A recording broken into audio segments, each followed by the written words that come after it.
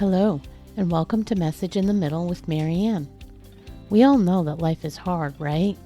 It's messy, it's unpredictable, but it can be wonderful all at the same time.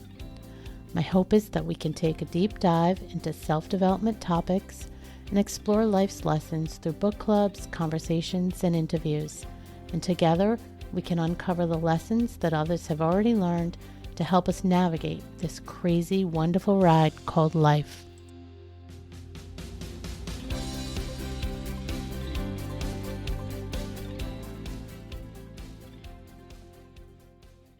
Hello and welcome to Message in the Middle. I'm your host, Marianne, and today we're diving into the topic of aging in place with someone who's built a business around making homes safer and more accessible. My guest, Greg Cantori, has decades of experience in construction, nonprofit leadership, accessibility, and aging in place solutions. He's the founder of Little Deeds, a company in Maryland that specializes in home safety and accessibility. And he's here to share practical advice on what families can do to create a safer living environment. Greg, welcome to the show. It's so great to be here. It really is. I agree. And we probably already spent, 45 minutes? We finally decided we had to record. So here we are. But we had a great catch up. What we didn't talk about, and what I'd love for you to share with us, is what prompted you to build a business that focuses on accessibility and home safety. My parents did it. They did it. They were awesome. They exuded and demonstrated all the things that I am now in terms of being active in the community, social justice, racial justice, and always pursuing something that they were passionate about and taking me along the way. So I got to see them as they went to protests, as they worked on community issues and even international issues. My dad was a professor of political science, so there's a lot to learn from them. So I have that in my background, starting with the Baltimore City.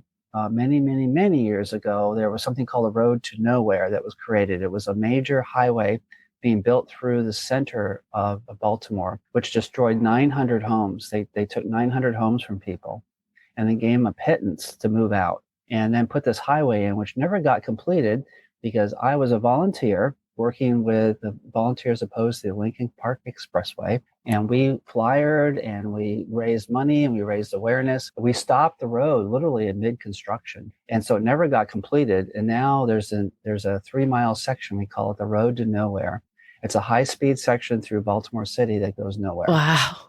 Yeah. And so I learned as a 16-year-old at that time what it was like to be around people who were passionate about something, what they did. I got to go to hearings, city council hearings. You know, here I am, an impressionable 16-year-old with these adults around me. What an experience. Yeah. So that's justice. That was a justice piece. And that is something that has been in my life and remains there for probably till I'm gone, is the idea that we need to always pursue justice on behalf of others. And one of the things I've learned is that, and you may know this as well, and many listeners know this, that when you help someone, when you give of yourself, many times you benefit more than even the person you were helping. Yeah. That idea of giving really creates there's a dopamine effect. There's other things about feeling really good about your own life.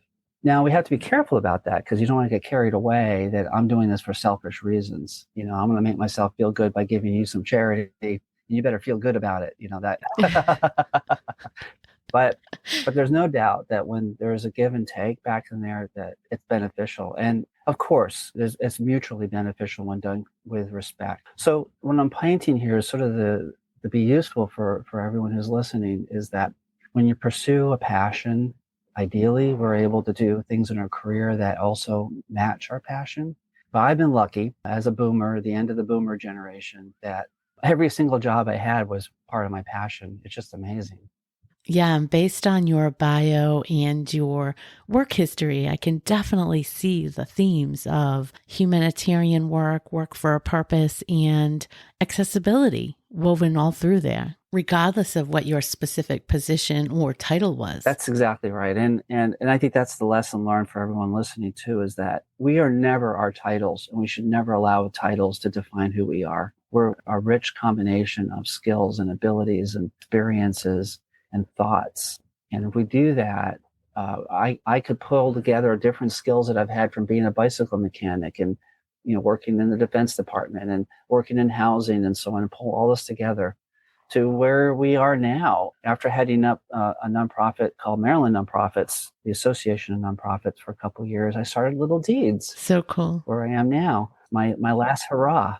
Well, maybe we don't know if it's your last hurrah, but I also like to just to reiterate what you just said, because it came up on last week's podcast too with Amy Goober, who's an activation coach, and I completely agree. And I think there's two things. The first is that people definitely do sometimes get tied to their title as their identity, and it's important to do the work to remember that we are so much more than that title. This is so big right now with lots of layoffs going on, and that is really difficult for people when they lose their sense of identity through that title loss. Yeah. But also, I think people fail to recognize how transferable their skills are.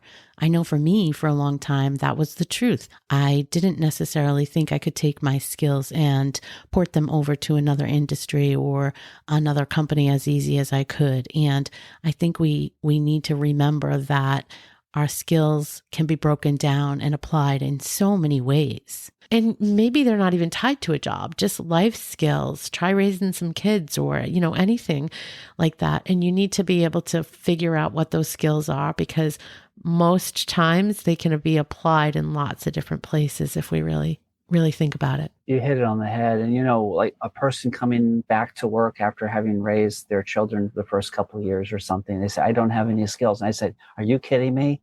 You are basically owner and operator of home incorporated, and you have a tremendous number of skills on it. But you're right. That points to a book that has had huge impact on me over the years. There's two of them. One of them is called The Precious Present, and it's a 15-minute read. I recommend everyone read it. It's a transformational book. It basically, the precious present is being where we are at this second, who we are, and knowing that the past is what it is and the future is unknown. But right now, this very second that we live is what counts. And that's what the precious present's about. But the other book is What Color is My Parachute? And it's a very famous book for those who are making career transitions.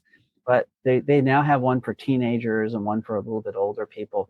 But the key premise of What Color is My Parachute is exactly this, is that you aren't your title, that you are a combination of amazing skills and abilities and experiences, and weaving that together to weave out your garment of life, what that's going to look like, is what's so powerful. And when you drop all the expectations of others, all the titles, all the feeling of not being good enough, frankly, I've always struggled with imposter syndrome. I don't know if anyone else has, but yes, we talk about that all the time. Of course, still. Yeah, imposter syndrome. Like, yes. Yeah, why am I doing this? I don't. Yes. Why did you pick me?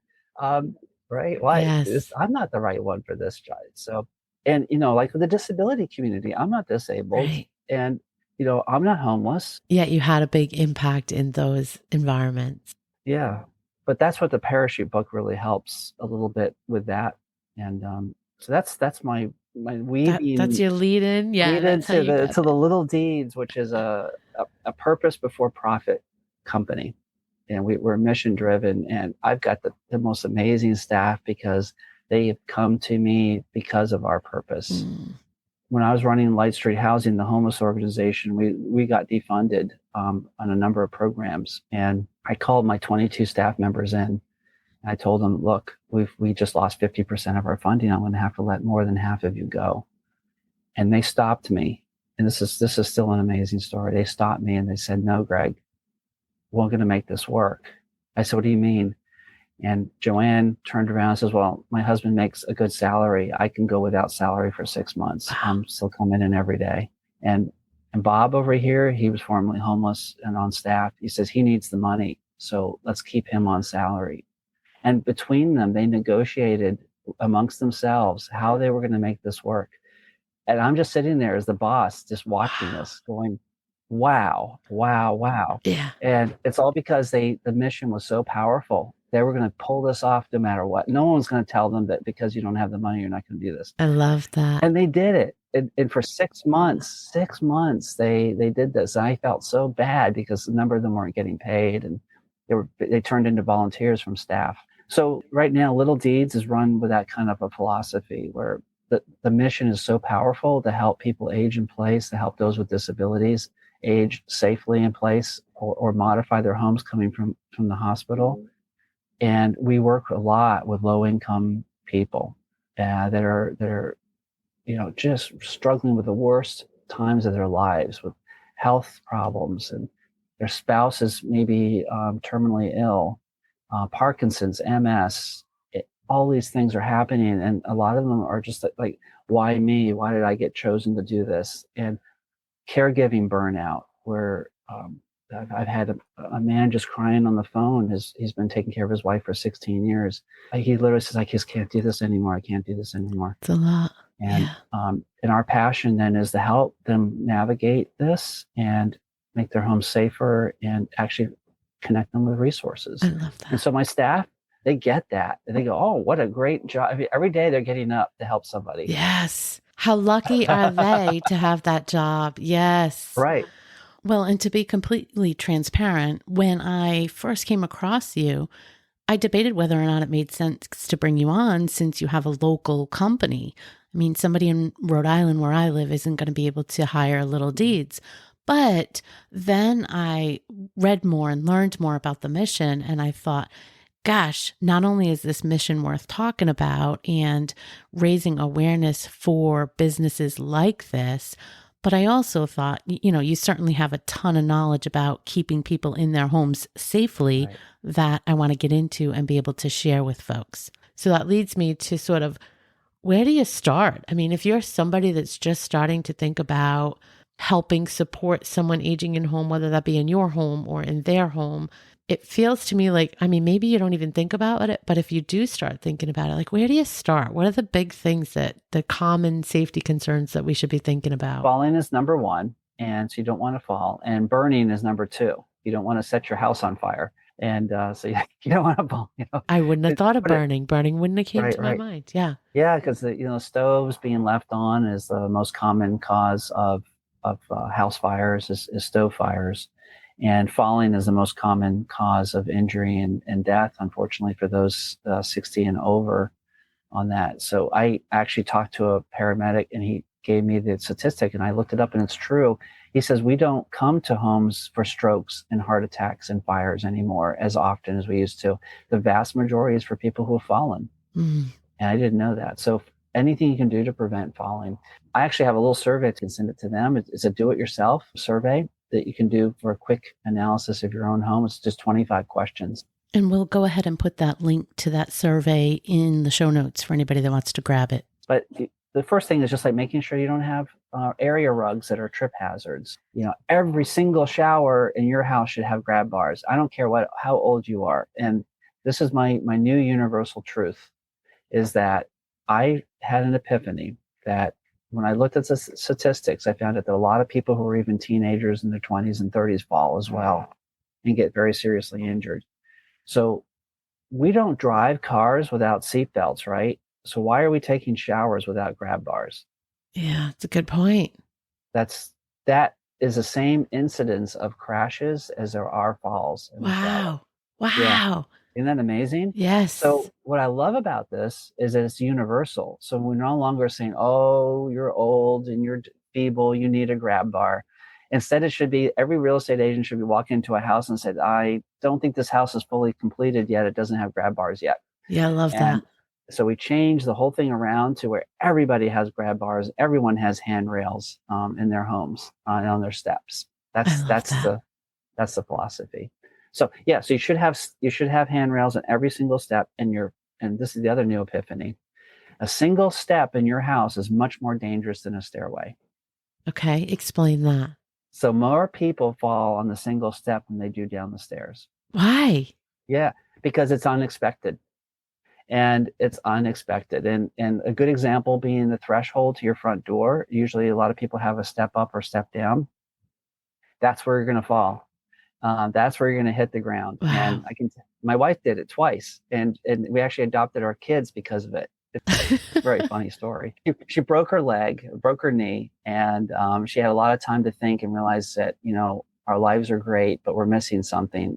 We're missing kids. And we decided, let's go adopt. That's how it happened. Wow. Love that. Love that. Not that she fell, but No, but that's why when you go down a stairs set, you're usually preparing yourself mentally and physically for the effort. When you look yeah. up right, you look up and you put your hand on the hand railing and you go, okay, Yes. here we go. Yeah. When you hit the single step, it's usually a surprise, and or you forget, or it's just a step, and most of them don't have handrails. So not only is it a surprise for you to go down, you're not going to have anything to hold on to when you go down. Yeah. So that's why it's so dangerous. So, and the funny thing is, code doesn't require a handrail on the single step. That's Um, so interesting. yeah, Yeah. And they're not positioned in a place where you'd normally have one. So that that's makes right. sense to me. That's right. Yeah, Yeah. most people have them like on the threshold to the entryway to their front door. Like it's either the platform or the front door itself. And Yeah. inside the houses, it's really bad. I've seen them where you have sunken living rooms with a single step there, or you step from one room to another with a step down. And those are really dangerous. Just outside, even if there's like a nice pathway and there's a single step on that pathway, it's a killer. Wow. So get rid of the single steps Yeah, because, or yeah. at least put handrails. At But I least put think, handrails on it. And yeah. two is better than one because sometimes you don't know which hand's going to reach out to Yeah. grab. So two handrails, and that's what we do. Is we put double handrails in people's homes. We put grab bars in the showers. We do standing poles, which is a pole that attaches to the ceiling and the floor. And I call it a dancing pole because it looks like Yeah. a dancer pole. Yeah. But you can use it to pull yourself up and sit down on the chair, or pull yourself off the toilet, or transfer into the shower. It's nice because it's portable, and you don't, if you sell the house, you can just take it down. Yeah. It's really, yeah. What are you seeing in the way? So you said the stove, and I started thinking, Mm-hmm. well, how do you prevent that? Because let's say I have I guess gas or electric, I have a stove.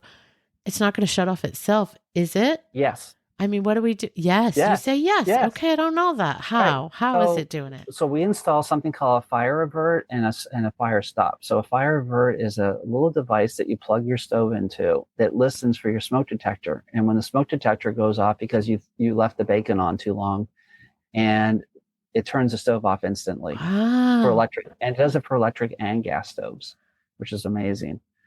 One of these things where I'm beginning to believe it should be in every single house, because you just never know when that smoke will turn into a flame. Yeah. The other one's called the fire stop. It's these little canisters that go right underneath your hood, your range hood, and it uses a magnet. It takes 2 seconds to install them. They cost $75.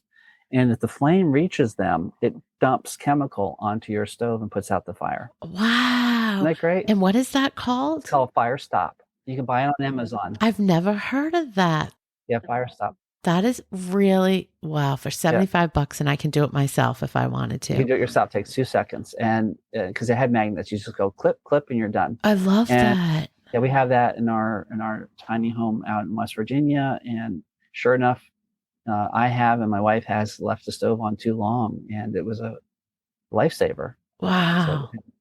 so I That's bet you almost everyone listening probably knows someone in their neighborhood who's had a fire, or town, I would say. Maybe not in the neighborhood, but in right? town. Yeah. Or town, right? Of course, not counting the wildfires, but they're talking about regular home fires. In my own neighborhood, all three houses around our house had caught fire at one time or another in 15 years. One was a stove fire. One was they were doing some electrical work and they did it the wrong way and it set their insulation on fire.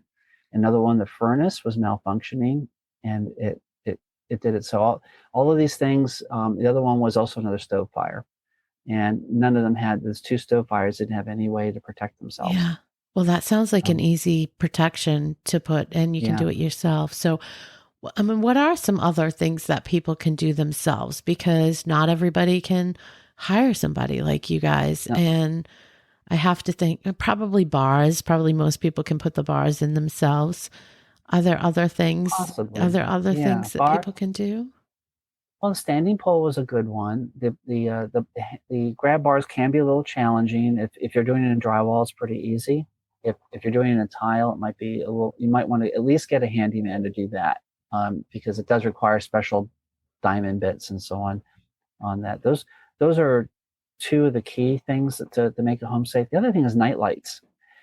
Most homes do not have enough night lights, so you should have a night light in the bathroom, in the kitchen, in the hallways at a minimum. And the ones they have nowadays are so great. They have motion detectors on Yeah. them, so they're not on all the Yeah. time.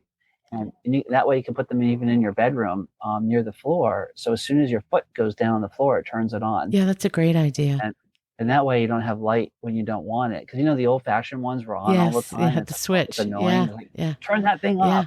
off. But the new motion detector ones are a game changer. And also at the beginning, at the top and the bottom of every stairway should have night lights. Okay. Again, for that fall protection Yeah. thing. That's such an easy thing to Yeah. do. Everyone should have a fire blanket. It's a $8 device, and you can snuff out the fire with yourself. That's another easy to do it yourself. Those are two easy things: night lights and fire blankets. Excellent. Yeah. What about how often do you think people are having to put in ramps? And I would guess that that's a fairly expensive endeavor. It is. Yeah. Yes. Yeah, it is. And we do aluminum, which is nice because they can be recycled or reused when you don't need them anymore. Yeah, ramps are, you're looking at $5,000 to $15,000, so they're not cheap, to put in. And the aluminums are nice though, because they can be configured custom to any location, like the back door or the front door. On that, stair lifts are another one. If you're having trouble going up and down the stairs, the stair lift, they run between 4,000 and 7,000, depending on the length, and if it has curves, it goes up to 12 or 15,000. If you have like a landing and they have to curve and go back up again. But stair lifts are great for that. Double handrails, again, maybe avoids the need for a stair lift if you can pull yourself up using both your hands. And the big expensive thing is you just modify your house so that you're living on one level. So they don't have to go upstairs for the bedroom or whatever. Yeah. Yeah, you can convert a closet into a bathroom. Yeah. For instance, my mom did that. She changed her closet into a shower, and then turned the what was the sitting room into a bedroom. Yeah. So she now had a shower and everything. So she was able to live on that first floor and not go up and down the stairs anymore. It really makes a difference, I have to say. I mean, we're still in relatively good health, but we moved our laundry room from the basement up to our main floor, I don't know, maybe 5 years ago. And what a difference just doing that. So I can't, right? We never have laundry anymore because it's just there and it's so easy. But I can imagine as we age, so convenient to be right there. So that, That's a brilliant move, actually. Yeah. And that has so many advantages on so many levels, because one of the more dangerous things to do is have a load of laundry and go down the stairs with it, right? Yeah, carry something heavy. Think about that. You got a armful of stuff. You can't see the stairs, and you're trying to go down, and you probably don't even have the handrail in the right place to grab it. So to get that laundry on the same level is critical. And what you did is brilliant, because that helps. It's easier, it's safer, more convenient. And there's ways of doing that. Again, just all kinds. Usually you can find space in a person's home to put a laundry center in on that. So that's a huge change. Get it out of the basement. Yeah. What do you say though? Like some of those prices that you rattled off. I mean, a lot of times what I'm hearing is, well, of course, some people want to stay in their home, but sometimes it comes down to expense too. People can't afford to put somebody into a home where they may be best suited to be. And so they're trying to keep them either in their home or in their own home, the child's home or the Right. parent's home. Some of these costs are just so high. Is there any way to get funding? Are there ways to get around some of that you're aware of? So every state has different programs, and we've become specialists in identifying tax credits and loans and grants to help people with that. And we actually help them apply for the actual money that they can get. It's pretty significant. It could be $2,000, $3,000, $4,000, $5,000 in grants and loans that we can find for them. And some of it's fairly fast to get. So that's the other thing. But we have that knowledge, and that's why you would hire a company like Little Deeds to do it. If you can find something like that in your own area. It specializes in accessibility adaptations. They would very likely know where that money is. So that's a key piece on it. But the flip side is you always have to look at this too, is that, oh, okay, now we got to look at whether we're going to move into an assisted living center. And now you're looking at, $3,000-4,000 a month minimum. Yeah. And if there's other issues, physical or memory care issues, you're looking at 10, 12, $15,000 a Yeah. month. Yeah. So when you compare a year worth of living at $3,000 a month, all of a sudden a $10,000 stair lift doesn't sound so bad. 100%. And I do think people have to grapple with these things, Right, unfortunately. So yeah, right. no, I think that's true. I It's absolutely think that's true. But for our lower income seniors and the disabled, this is a nightmare. It's just it's a nightmare. I Yeah. can't put it any nicer way. There are so many, almost 40% of people have 90% of their income coming from Social Security. And, we're looking at what, $1,500, $2,000 a month. Yeah. That's their entire income. So all of a sudden you say, here's a $10,000 item. Yeah. How's that gonna happen? 5 years Um, from now, they might be able to right, afford it, right? right, right. Now there is things like reverse mortgages. If people aren't familiar with that, that's where you can actually use the equity in your home to pay you every month. And that's kind of to me is a last ditch. Um, when you do that, you're of course also reducing the estate and the ability to pass any money on to anyone else. So that's one thing to look at. But it does have the advantage of allowing you to stay home. The vast majority of people want to stay home as they get older. They Yeah. they really do. I have people saying they're going to get me out of here boot first. Yeah.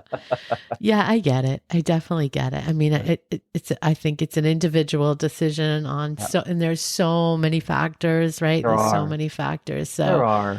Yeah, if you have caregiving that is becoming too extreme, yeah. then you probably need to do assisted living.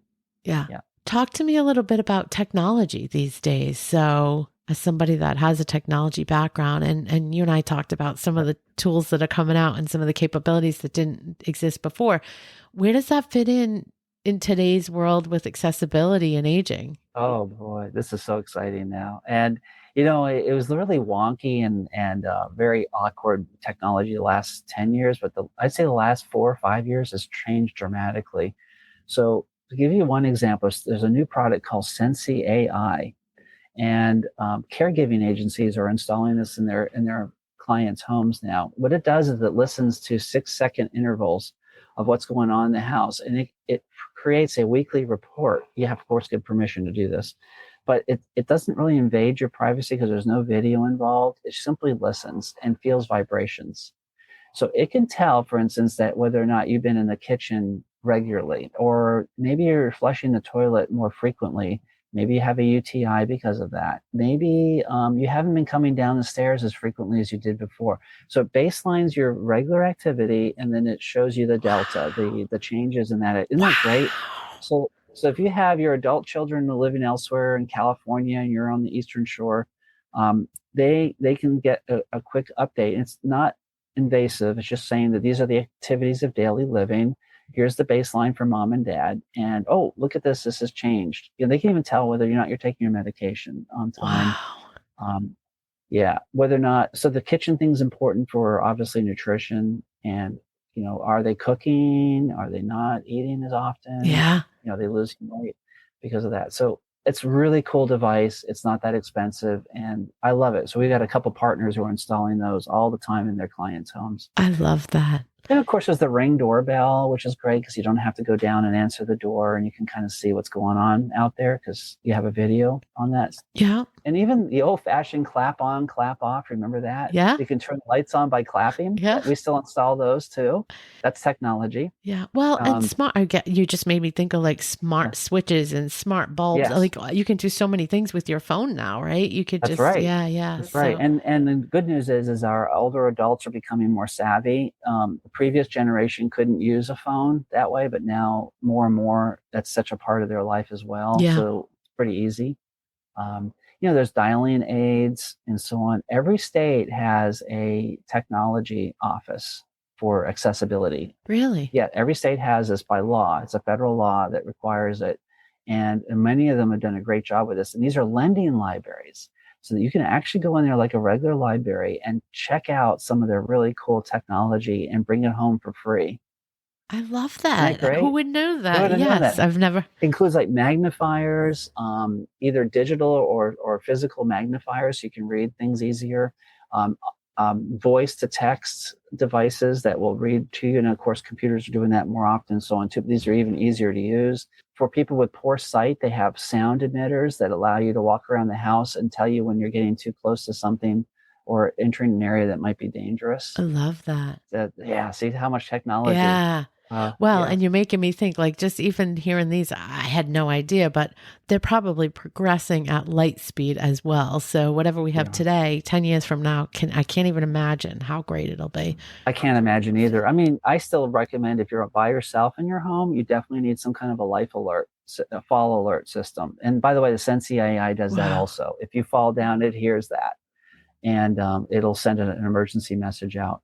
But if you don't have that, then just the pendants or the wrist watches. You know, most people don't know this, but your Apple Watch has a fall sensor built into it. Really? I didn't know that. Yeah, so you can set it. It is actually fairly good. It's fairly good. It does a couple things. It senses the fall. It then asks if you're okay, and if you don't respond, it I sends love out a that. I mean, 911. these are great things, especially something like that is So, yep. multifunctional and, maybe can be a Christmas gift or whatever, something if somebody, right? Somebody can't Right, afford it. right. Versus paying for a service like I think those medical alert things, right? You got to pay. Don't you pay for a service that somebody That's has? Yeah, Yeah, you do. Most of them are anywhere between 18 and yeah. $25 a Which month. I mean, it isn't Yeah, you have to crazy. pay. It's not Not that that bad, bad. but I mean, some people are in Right. different positions than others. I think so. Yeah. That's right. And the key is to make this as seamless and as normal Mm, as possible, because when the biggest resistance we have is that I don't want my home to feel like a hospital. yes. And that makes right. You don't want to like, oh gosh, look at all these things. So everybody has an Apple Watch. Yes. Nothing unusual with that. Right. And with the grab bars now, they have towel holders and soap holders built into them. So who doesn't have a towel Right. holder? Who So doesn't have a soap holder? cosmetically they Happens look to be a grab bar. yeah, yeah, yeah, yeah. So cosmetically they look a little better. And they're Yeah, yeah, gorgeous. yeah, yeah. Oh my gosh, they got really beautiful little things on the ends now, and they have curves like a wave, and they have half moons. So they're beautiful, and I call it jewelry for the bathroom. Love that. So Yeah, love that. What it about doesn't have to look weird. what about talk to me a little bit about because I think you guys do a specific kind, but taking a bathtub situation and turning it into something easier to get into. Yeah, that's so. I'll warn everyone ahead of time. Beware of these one-day bath companies. Okay, they're advertising like crazy, and they say they'll come in and they'll transform your bathtub into a shower in just one day, and they will in most cases. But the caveat on it is that it's very, very expensive. They're going to charge you close to 2 times, 3 times as much as it would cost to have a local person do it. And a lot of times they will do it and hide deficiencies using the panels. And they have very high pressure salesmen. They're going to have a salesperson who's going to come into your home and pressure you. So I say do not do the one-day bath people. But that said, we do something called tub cuts. We can actually cut the side of a bathtub out and turn it into a shower. Love that. And it looks like a factory finish, and it's at a fraction. It's about 1/4 to 1/5 the cost of a one-day bath fitter. And here's the cool thing is that when you're ready to sell the house, it can be reversed. You can turn that back into a bathtub. So you just take a little door. The door swing. Does the door swing? It's actually a cutout. It just cuts a U-shaped cutout, and we refinish the tub so it looks like it was actually built that way on purpose. Wow, that's cool. And it gets rid of the lip so that you only have a 2-inch lip to step over instead of a whole bathtub. And it's called Tub Cut. And we're the only dealer installer in Maryland. And there's dealer installers throughout the country. I highly recommend it. For less than $3,000, as low as $2,000, you can turn your tub into a Love shower. that. But the reason you want to convert it is that if you sell the house, sometimes that might be your only tub in the house, and people with kids want tubs. Absolutely. So you can convert it back. That's great. That's great information. Yeah. And I assume in my head, I'm trying to picture it. Your shower curtain is blocking it then, just like a shower stall. It's blocking that spot. Okay. Exactly, just like a shower stall. And that's another thing too. Get rid of the shower doors. They're really dangerous for people who are older and becoming a little less able. Shower doors, they will fracture. Sometimes you'll hold on to them as you get in and out of the tub and rip them off the hinges. We've seen that, and they get in the way, and they're really dangerous in so many ways. So we say get rid of the doors and go back to a curtain. The curtain is safe. It's flexible. If you fall, you're not going to hit it. Break through it. Thing. Yeah. So, yeah. And they're cheaper. For sure. Curtains, for sure they are. Yeah. Oh, wow. Yeah. What else? Did we miss anything that's a common need that people should be thinking about?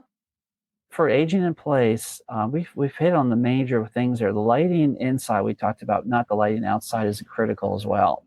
Too many homes have dark entryways or dark driveways. And you can again buy these solar lights that are also motion detectors. And for $20, $30, $40, put 2 or 3 of them out there. It'll make a world of difference. When you approach that front door, there needs to be good lighting. That's a common fall spot on there. Another thing is if you have a storm door in addition to your door, I say if you can get rid of the storm door. Well, because you have to open that and then fumble as you open the second door. And that fumbling of holding one door while opening the second door is where you're going to fall. And on top of that, it's also where your one step is probably. So now you got a one step, you're fumbling, you got packages in your hand, you got keys in the other, and you're probably on the cell phone with somebody at the same time. And so it's like a recipe for falling. And so it's just much better and more elegant to have one door to get in. So if you can get rid of the storm door, do it. And the other thing is a smart lock. More and more, which people should have the combination locks instead of a key lock, or even a biometric where you just put your fingerprint on it and open it. The fumbling for the keys is a major problem, and people don't realize that and then you're struggling with the lock trying to get it open. All of these things can cause an accident. But to have a simple key code is really elegant. I wouldn't have thought of that one, right? So but it's again at that threshold where there's that single step almost always. So yeah, it makes a lot of sense. Right. We're making people do a lot of things in that area that's already a hot spot. So yeah, that makes sense. Yeah. There's a whole series of not so funny videos out there, viral videos of people falling at their front doors. If you see it, because of ice, there's moisture, there's leaves. A dog will pull them out, like happened to my wife. Speaking of dogs, there's mine. Yeah, so those are the primary things that we've just talked about simple things that you can do yourself or reaching out to a handyman to do some of the installs for you. Walk through the house and you can do your own self-analysis. Is this a dangerous place for me to fall? And if so, take care of it. Well, I think you gave us some great things to think about that even if I was walking through the house, I don't know that I would have thought of. So I think that's the key, is getting a little bit more informed on some of the common spots and doing the best you can. And great advice about the technology office and looking for funding. That's great information as well. Where can people find you and information? Is your website the best place for people to find you? Yes, it is. It is. Yeah, littledeeds.com. And we call it Little Deeds because we always do the small things. We're not into renovating whole houses, but we will do the small things we just talked about, which make a big difference in people's lives. Yeah, I was just going to say that they're little things, but they're making a big difference. They do. Well, I have thoroughly enjoyed our conversation on air and off air. Thank you so much for sharing your expertise on this. I feel like we might come back around again on some other topics in the future, but thank you for coming and talking with me today. It was great talking to you too. Sorry about my dog. No worries. No worries. Have a great rest of your day. Thank you. Thanks so much. Thank you for listening to this episode of Message in the Middle with Marianne. If you enjoyed the podcast, please take a minute to share it and write a review, as it helps bring new listeners to our audience. If you'd like to keep the conversation going between episodes, please join us at Facebook group Message in the Middle with Marianne.